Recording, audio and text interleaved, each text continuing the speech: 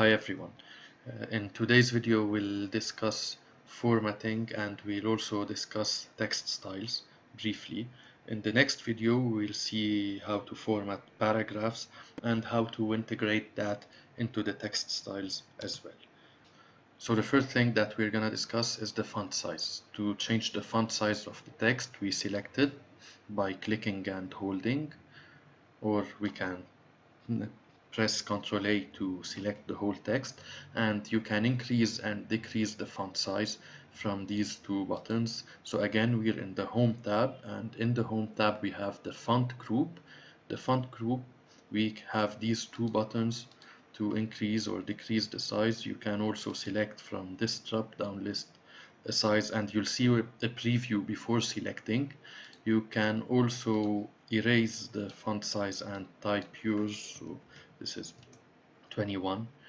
So these are three ways to change the font size. You can also change the font itself. So for this sentence I'll stick with Calibri. For this sentence maybe I'll go with Times. For this sentence I'll go with Georgia. For this one Arial. So these are different fonts that we can choose from. Moving on, we'll move to the character attributes. So for the same font, we can have a bold attribute. We can have italics, so we'll click on I or Ctrl I. We can select the underlined attribute. Again, you can have the shortcut, which is Ctrl U. And you can mix these attributes. So this is bold and underlined. This is italics and bold. We have another important thing here in the fonts group, which is the case. So you type this sentence and then you decided that you want it to appear in uppercase. You don't have to retype it in uppercase. You can go to change case. Again, in the font group, you go to change case and you select uppercase. You have different cases to select from. This is the toggle case. This is the lower case. It will stick to the lower case.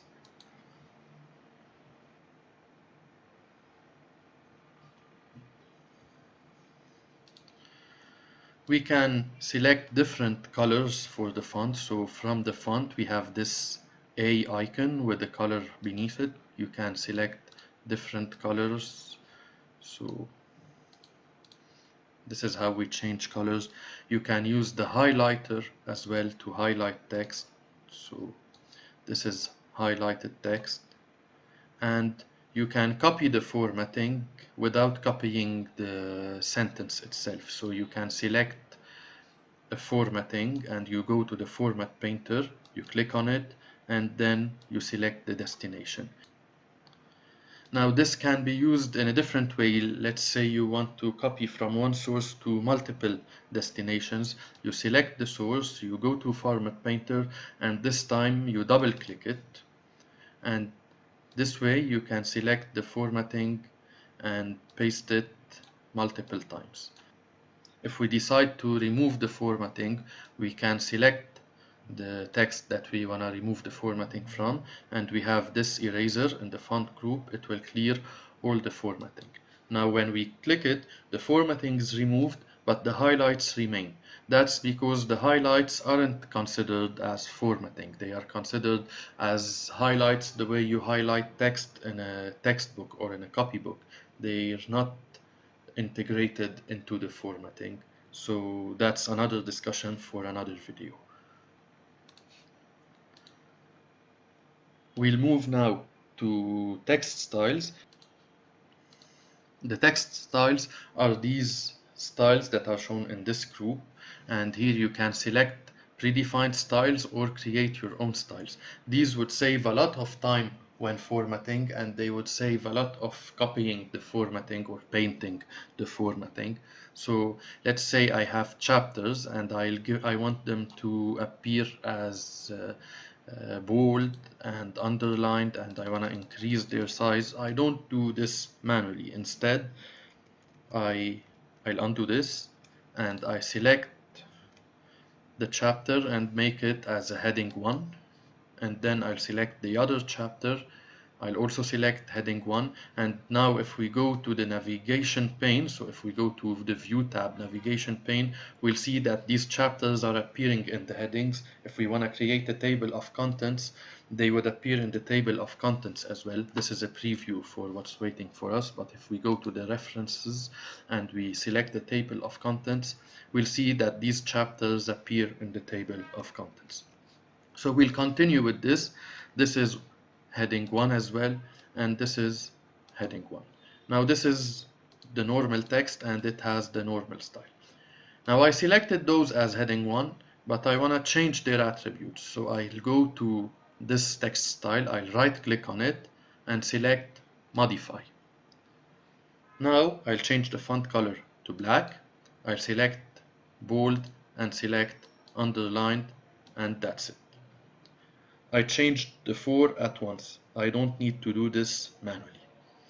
Let's create now a text style that places a red border around its content. So we'll go to the styles group, we'll click this drop down list and select create a style. We'll name it bordered style, and we see a preview here. I'll go to modify and I'll go to format. In format, I have different attributes that I can choose from. So I'll select border and I'll select the red color and select box. OK, OK, and now I have a text style that adds a border around its text. So this is the text style. Again, I can select another text and change it to bordered. It will appear just like this one. So that's the advantage of using text styles. It saves a lot of time.